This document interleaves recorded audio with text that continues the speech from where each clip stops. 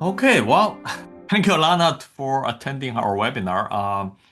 This is nowadays very typical. I have been doing webinar on like two webinars every week for almost a month, and typically there would be only like a two or three, or sometimes even one attendees. People just have different schedule. We're still trying to schedule the same kind of webinar in terms of content on different day and different times, still trying to figure out when will be the best day. But I think it's great for you. So, Ryan, who graduated from the GG program, and myself are happy to answer any questions you have.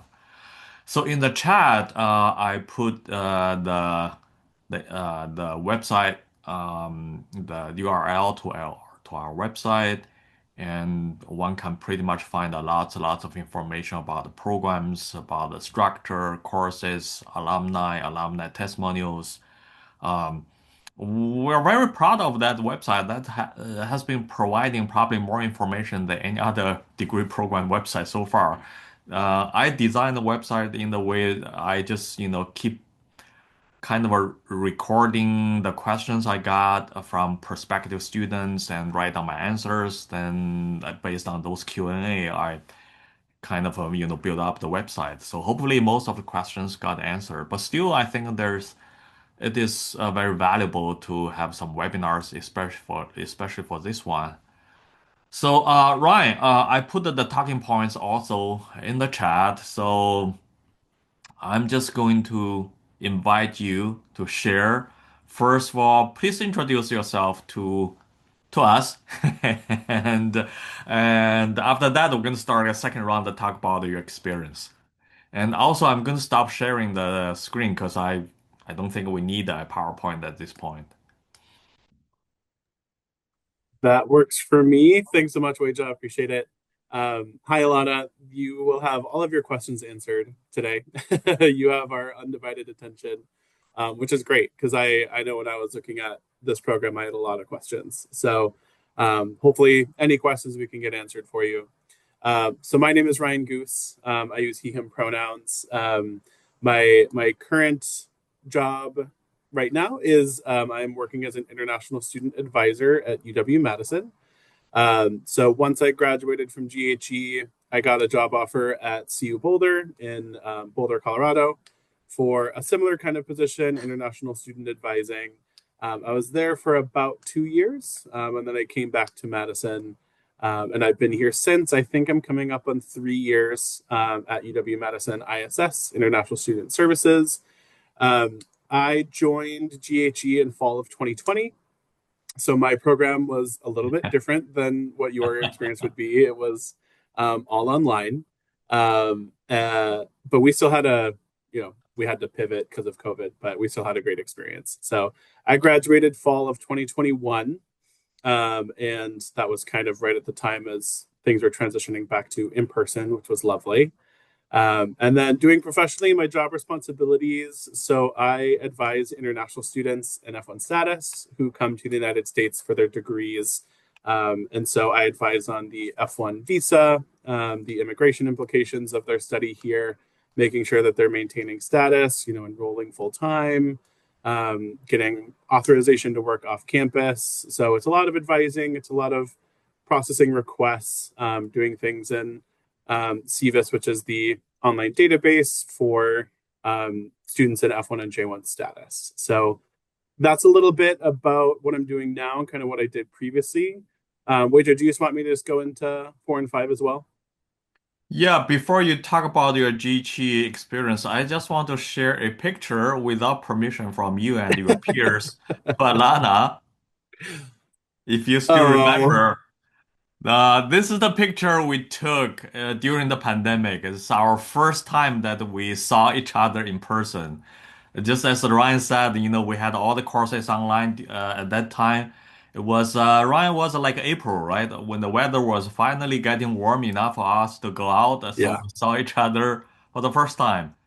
yeah, But what I want to emphasize, although this cohort, a lovely group of students, They had most of their courses online. I would say more than 90% of their courses online, but they bonded so well. Even till today, I know that you guys are still like, have some get together sort of. So it was kind of some of you really built a kind of a lifelong friendship and so on. Yeah, so sorry for throwing in this picture, but it's a beautiful memory to me. Yeah. Yeah, go ahead. Share some of your experience, during your time at the GT. Yeah, absolutely. And that's always consent to share that picture. It's a very cute picture. It was very strange to go from like seeing each other on a Zoom screen to being like, wait, how tall are you all in real life? And like Yeah, seeing that's each what other. first thing It's we like, did. We try to compare how high you are. yeah, that was an interesting it was an interesting time, that's for sure. But thinking about like one or two things to highlight from the GHE program. I'm sure this is already mentioned multiple times, like on the website and stuff, but the cohort model really is a strength of the program.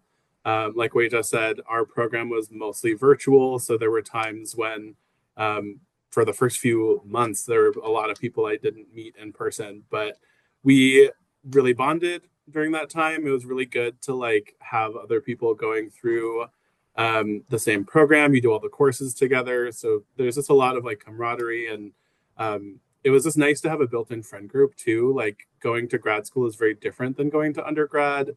Undergrad, it was a lot more like I was involved in a lot of extracurriculars, and there are opportunities for those in grad school too. But I just felt like for me, grad school, I was much more like practically minded of like, I'm kind of here to get the degree and get the experience. I'm not really doing as much extracurriculars. That was just me. But it was nice to then just like have a built-in friend group, people to talk to, people to discuss, like what are your study strategies. It had been like 5 or so years between when I graduated undergrad and when I came back to grad school. So I was a little out of practice with like my study skills, but just people to talk to and just go through the experience together.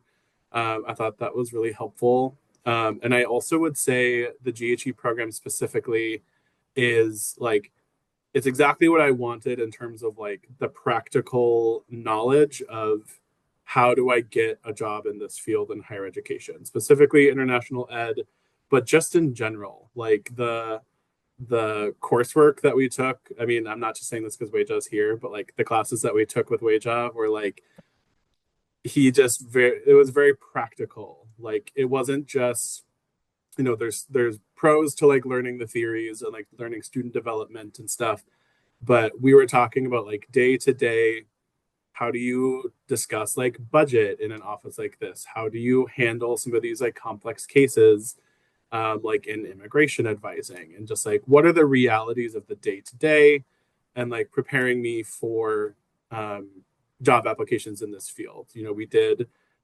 workshops on how to write a resume that will really stand out, how to write a cover letter that is argumentative and like takes you from just kind of writing like just what I used to be writing, which was just kind of like basic cover letters, to now just focusing on like how can I highlight my strengths, looking how to review a position description to find information to put in your application materials.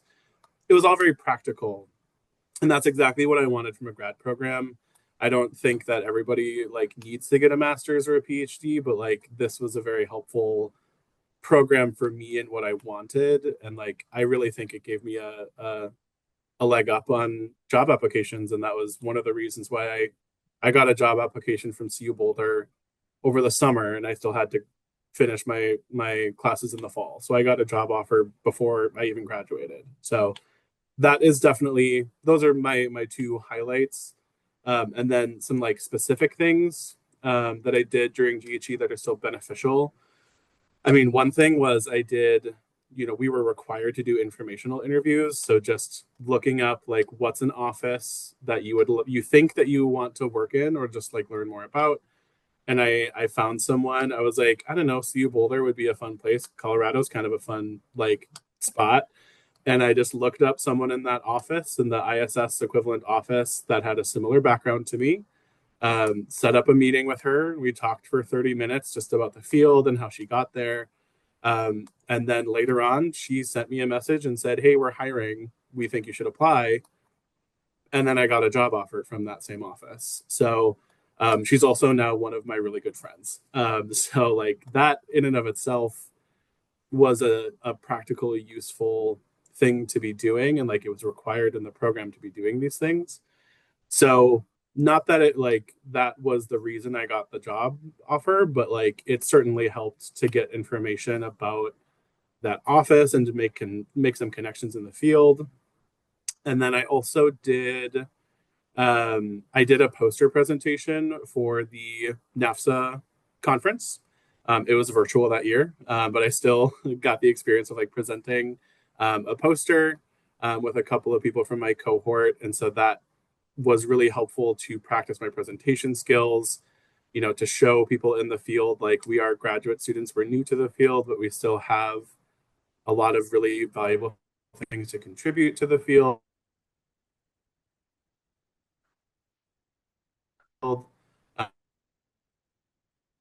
Um, oh, I think I may have just frozen. We can still hear you. Uh-oh. Nice. Okay, great.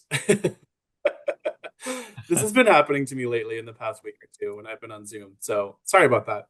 Um, yeah, No, it's so doing a yeah. presentation for a poster, I think it was really helpful to just get some skills in presenting, especially in like a professional environment. And I thought that was very useful because now I go to NAFSA as a professional, and I feel a lot more confident being in those spaces too. So yeah, that's what I would highlight for a couple of things that I did that I thought were beneficial to my current professional background. Yeah, thank you, Ryan. To just provide you, Alana, some background, for people working in the field of international education, NAFSA is the largest professional association here in North America. So my idea is, I'm telling my students, if you think you're going to get a job in this field and you anticipate the most of the job interviewers, like your supervisors, are probably members of that association. So I want you to have the opportunity to present at that association conference before you graduate, right? So you can write on your resume, and that will be, I call the shining lines on your resume. So, well, actually, good news. Yesterday, I was just told by our current students, five out of six of them got their NAFSA poster presentation proposal accepted. Oh my gosh, that's amazing. Yes, yes, That's awesome. yes. I actually started like 2019. Like more than half our students would have presented at conference before they graduate. This When I started the program, a lot of people telling me it's impossible for master students to present at conference. They believe this is a PhD student thing. I don't buy it. I think it's myth. If we give students adequate training, like I said, nowadays, more than half our students are able to do conference presentations before they graduate. Yeah. Well, thank you, Ryan. Thank you very much. Yeah, Alana, any questions for us? But no pressure. I mean, I don't feel like, we're pressuring you to ask a question because you're the only audience. But just in case you have any question you want to ask, there's no taboo. We have the so-called absolute transparency policy, so you can ask me anything you want, or you can ask Ryan anything that you would like him to, share a little bit more about his experience. Yeah, no worries. I was just interested. I'm only a third year student right now in Mhm. undergrad, but I'm looking at a lot of the ELPA programs and kind of, thinking that might be what I want to do. So I just thought I Mhm. would pop in and see what Okay. it's about. Okay. But Okay. Yeah. kind of curious about um, how do students typically in this program like go about funding for this? Like, do they Mhm. have like, I know there are a lot of PhD programs that do like reimbursement and stuff, but I'm not so sure about masters. So I was kind of Mhm. curious. Mhm. Ryan, Yeah, I can provide some other information probably after share yeah, your, yeah. absolutely. I did kind of a mix of things. So the program is designed specifically so that you would be able to work while you do your courses. Most of the courses, at least all the courses that I took, started at 4:40. So I was working on campus. I actually was working in international student services as a peer advisor while completing the program. So that was one of the jobs that I did. I also was doing different teaching assistant jobs, really across various departments. I think one thing that um, maybe is like a myth is that like you have to do like TA positions in like the School of Education if you're a School of Education student. But I did a job in the School of Business, teaching a one credit discussion course. They actually wanted people who didn't have a business background to come give some insight on like leadership skills and like strength finder and like talking about those things. So that was something that I did. I also got a job. One of my TA positions was in SOHE, the School of Human Ecology. And it was more just like doing like logistical back end stuff on Canvas. So like my education background came in handy. So I think you'd be surprised by the amount of opportunities are in the student job site that like maybe aren't in the School of Ed, but you can use your background to be successful. So that's really how I paid for my schooling was like working on campus, multiple different positions. I kind of did like the TA positions for money, if I'm honest, and then the ISS job was how I got a lot of experience. And so I would definitely recommend, at the very least, trying to find some kind of higher ed adjacent job where you can get good experience, even on like on top of like money stuff. Just because I think the combination of my degree background and my practical experience working as a peer advisor was very attractive for like job searching. So yeah, that's probably what I would say for now. But I have also haven't been a student for a few years, so I'd be curious what Weija has for info on that now. Yeah. Well, thank you, Ryan. Um, I would say, broadly speaking, students have a different way in terms of how to, sponsor their own study or how Mhm. to deal with the financial burden. I mean, it's not cheap. That's just Mhm. reality. Other than what Ryan just said, getting on-campus part-time jobs, um, we do have like every year we have one, sometimes even three students who actually were able to find full-time jobs on the campus. So they graduated with their bachelor degree from UW-Madison. Around that time, they already start to look for full-time jobs on the campus. Um, so some of them got jobs, then they started to apply for a GG program. So which means that they will be like a full-time university employee and full-time or part-time graduate student at the same time. So in that cases, if students telling me I want to keep my full-time job and I don't mind to take more time to get the master degree program done, then I work with individual student on their course plan, like what course you need to take, how many courses each semester.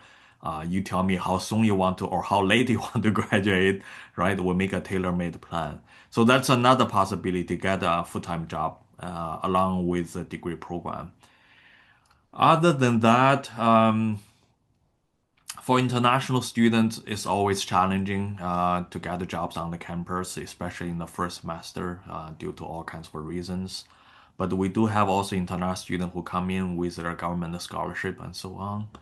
After Ryan, you graduated, university is enforcing a old policy, but now it's really enforcing it, namely, um, so like a student at this program, if they are able to find the assistantship position that comes with tuition remission, whatever office is hiring them, they're not obligated to pay the tuition. Yeah, I know it sounds stupid. So now it's on the burden is on the student side. So they have to, before they accept that offer, I mean the job offer with tuition remission, they have to tell the office that, you know what, you're not obligated to pay for me. Um, Yeah, the policy basically gives some office the kind of excuse, to hire student without paying their tuition. So far, I would say most of the offices that hired our students were willing to pay the tuition, despite that they know they are not obligated. But I also have to let you know there was one office hired two of our students 2 years ago. After they learned about the policy, they immediately told students, you know what? We just learned about the policy. We are not obligated to pay. Yes, it's a very disheartening and very bad situation. Um, so that's about the funding issue. You mentioned, I think you mentioned the reimbursement. Yeah, some university units has their own internal policy. They kind of encourage their employees to get degrees while working full time. And some office says we only reimburse your tuition if you are pursuing a PhD degree. But some units I know they also tell their employees we don't care what degree, and as long as we believe the degree is beneficial to the job you're doing. So some offices do reimburse people's tuition when they are like trying to finish the GG program. We have a couple of those students who also are university employees. Um, with mostly a caveat, namely they typically tell those colleagues or our students that you may not exceed certain credits per semester. I guess because the budget is tight, they're not able to pay all the credits you're trying to finish every semester. So again, we're such a decentralized campus, it's hard to know which office has what kind of policy. So that's something you basically have to find out. Maybe, if you feel comfortable, then negotiate with the office. Yeah. Thank you. Hmm. Very insightful. No problem. Yeah. Look into. Yeah.